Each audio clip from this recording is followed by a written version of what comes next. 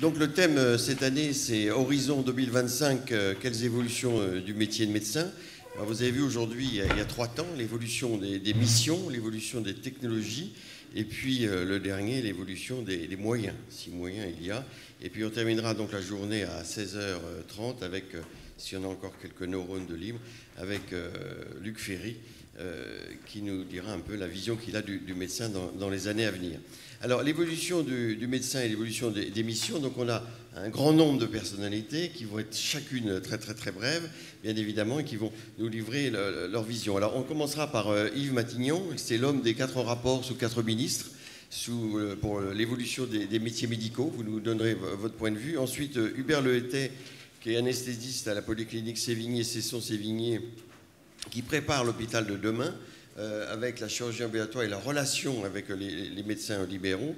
Frédéric Lemareur, c'est pour la parité. Non, c'est parce que vous êtes directrice de l'ARESPA, c'est une plateforme d'appui qui marche très bien, qui pourrait décliner sûrement dans d'autres régions. Jean-Bernard Rottier, qui est vice-président du syndicat national des ophtalmologistes, qui la délégation, il la vit tous les jours, mais en partie quand même, vous nous expliquerez.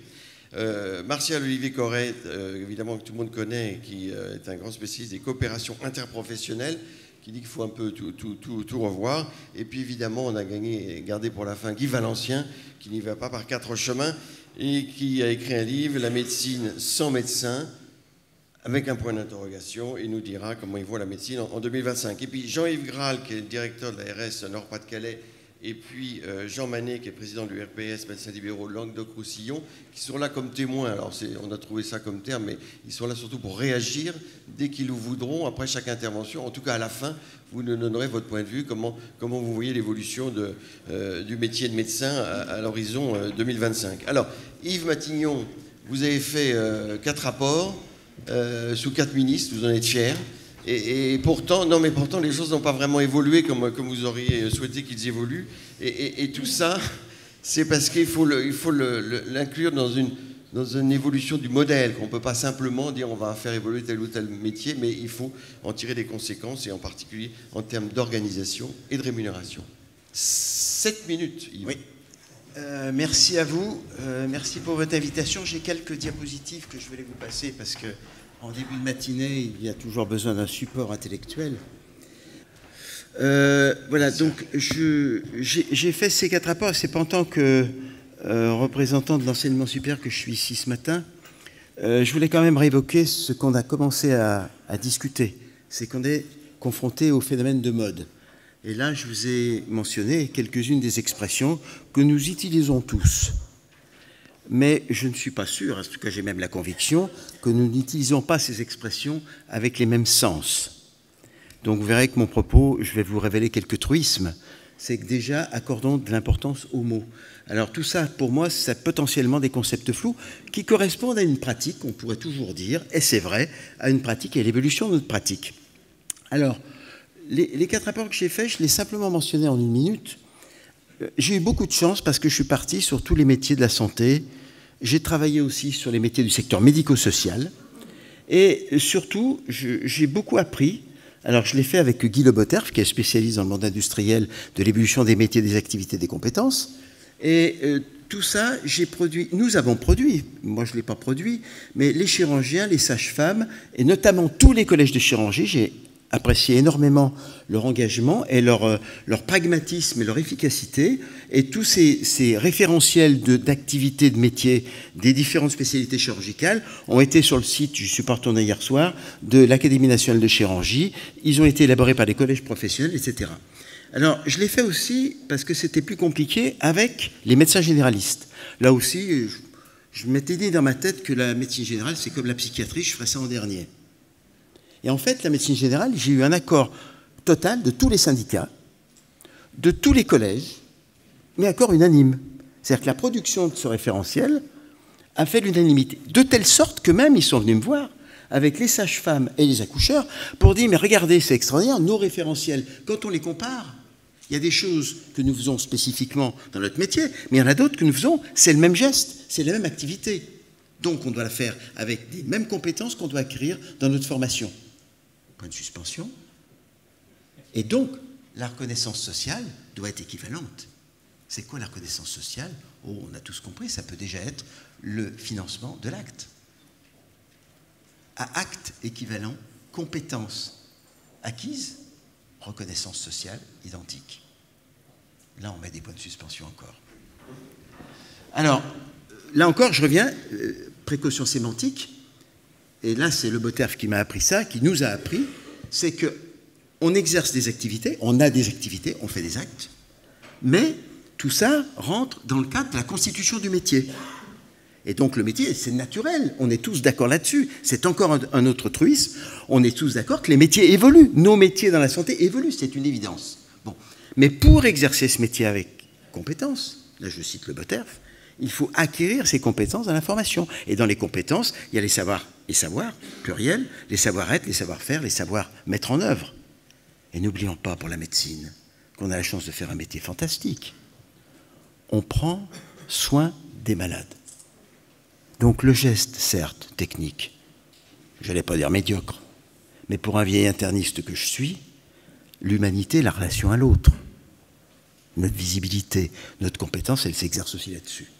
Et donc pour ça, c'est la formation qui est en cause. C'est-à-dire la formation initiale et la formation continue. Et si le métier évolue, les formations doivent être adaptées tout au long de la vie. C'est encore plus vrai dans le domaine de la santé.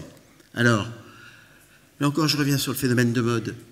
J'ai travaillé sur les pratiques avancées pour les infirmières et pour tous les professionnels de santé. Là, les rapports, il y en a des floppés. Là, je vous ai mis les 3 derniers sur lesquels j'avais rencontré. Vous en avez partout. Même la Mutualité française, la Fondation de l'Avenir a fait un rapport récent qui n'est pas inintéressant sur ces sujets-là. Donc les rapports, il y en a beaucoup parce que c'est un sujet intéressant. Hein. Alors, je passe. Je pense que je savais qu'il était là. Bernard Rioté nous parlera de la filière de la vision. Et là, je vous ai mis une des unes du quotidien du médecin sur la reconnaissance, la fameuse reconnaissance, plutôt du fameux métier des optométristes, mais il va nous en parler. Alors, ce qui montre bien qu'on a besoin de cette vision globale de l'évolution du métier. Alors, un tout petit point sur l'interface avec la formation. La Direction générale d'enseignement supérieur et d'insertion professionnelle au ministère de l'enseignement supérieur est favorable, il travaille beaucoup pour les métiers de la santé. Donc j'ai mis favorable au diplôme d'exercice universitaire, parce que n'oublions pas que la santé est un système dérogatoire. Nous sommes dans des professions dites réglementées par le Code de la santé publique, donc c'est un système dérogatoire par rapport à l'octroi des métiers, des diplômes, pardon. Et donc là, l'ouverture aux filières doctorales, je pense, j'ai mis sage-femme, les médecins, mais aussi les autres professions, par exemple les orthophonistes qui sont reconnus en bac plus 5 et niveau master, pourront entrer dans les filières doctorales. Et là encore, la question, parce qu'on a souvent cette remarque au niveau du ministère de l'Enseignement supérieur, c'est qu'on est souvent confronté, on nous apporte l'évolution du métier X ou Y, et on nous dit, il faudra donner un titre de master, ou il faudra donner un diplôme d'exercice X ou Y. Ça, c'est de la négociation qui doit se faire au niveau ministère, mais qui doit se faire, et qui doit être précédée par une vraie négociation professionnelle, interprofessionnelle. Donc voilà le petit mot que je voulais vous dire et pour terminer, je voulais faire deux précautions. Je l'ai déjà dit, mais je voudrais réexpliciter ça. Il faut qu'on soit clair sur l'utilisation des mots, je suis désolé. Quand on utilise les mêmes mots qui n'ont pas le même sens, donc il faut qu'il y ait un accord, j'allais dire psychosocial, autour de la table quand on parle de ces sujets-là. Alors il y a cette reconnaissance est importante. Deuxième élément, il y a la clarification juridique. C'est-à-dire les métiers médicaux, les métiers paramédicaux et les métiers qui s'exercent sur titre, qui ne sont pas des professions de santé. Vous les connaissez tous, les métiers qui ne sont pas des métiers de profession de santé. Et pourtant, je suis sûr que vous avez des malades qui vont voir ces personnes. Je rappelle que ceux qui s'exercent sur titre, vous les avez tous trouvés, je suis désolé d'insister, c'est les psychologues cliniciens et ce sont les ostéopathes. Ils ne sont pas professionnels de santé au sens juridique du terme. Donc, il faut que ça soit clair sur le plan sémantique, juridique, social et économique. Je l'ai dit, mais je réinsiste, parce que c'est l'échec assuré d'une négociation. Dans ces négociations d'interface et de coopération sanitaire, c'est qu'il faut qu'on se mette d'accord sur les conséquences économiques de l'affaire. Et je mentionnais au docteur Retier tout à l'heure les conséquences économiques des transferts de compétences qui doivent parfaitement être connues, mis sur la table, faute de quoi, je veux dire, on est dans un système... En tout cas, on pourrait faire mieux si on en parlait directement. Et puis, je voulais simplement mentionner, j'ai terminé... 7 minutes 35, Philippe. J'ai terminé. Presque 15 secondes. Je voulais simplement reparler, parce que ce que je vous dis, je repense à Michel Crozier, que j'ai eu la chance de rencontrer. Il faut que nous comprenions, les médecins, que nous sommes dans un jeu d'acteurs. Alors vous le savez, mais c'est important de bien identifier le jeu des acteurs, y compris institutionnels et professionnels, parce qu'on n'a pas tous les mêmes objectifs, mais que là, sur le secteur de la santé, nous sommes, j'allais dire presque moralement conduits à faire cette interface de compréhension de jeu d'acteurs et de respect des acteurs, parce qu'on a tous quelque chose, mais à un moment donné, il faut aussi arbitrer. Donc c'est en pensant à ça que je terminais sur l'expression du handball, parce que on sait tous que pour jouer au handball, il ne faut pas un ballon ovale. Donc c'est sur cette évidence que je termine. Merci, merci Yves. Juste une toute petite question avant de passer à l'orateur suivant.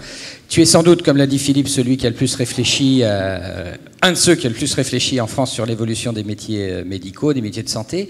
On voit bien dans ce que tu dis et dans tes travaux l'extraordinaire propension qu'on a à diversifier et à multiplier finalement les métiers. Est-ce que tu sens qu'il y a un mouvement inverse, c'est-à-dire qu'à un moment donné, il faut qu'on revienne à une certaine généralité, pour ne pas dire au métier de généraliste, mais est-ce qu'on n'a pas, et est-ce que ce n'est pas une manie française de vouloir trop diversifier et trop classifier en sous-ensembles trop importants?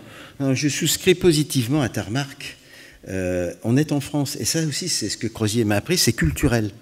Donc on a toujours cette tendance à complexifier, à regarder les spécialités médicales. On pourrait faire plus simple. Et moi, je suis fasciné par le fait qu'on demande toujours à créer de nouvelles spécialités. Et on perd, la conséquence, on perd le sens principal du métier, c'est-à-dire le métier de la relation à l'autre, le métier de la capacité de dialogue. Moi, je suis très frappé, et c'est pour ça que je pense que dans vos réunions, la présence des jeunes, aujourd'hui, demain ou après-demain, est fondamentale. Il n'y a que des jeunes dans la salle, vous avez vu. Voilà, donc c'est ça, je veux dire, ce lien-là, il faut le faire parce que ça peut se comprendre, ça peut s'analyser et ça peut se concrétiser positivement. Et je pense que là, on a un énorme effort à la fois pédagogique, mais il faut défendre ce métier-là, nos métiers de la santé, parce que les patients, les malades attendent ça.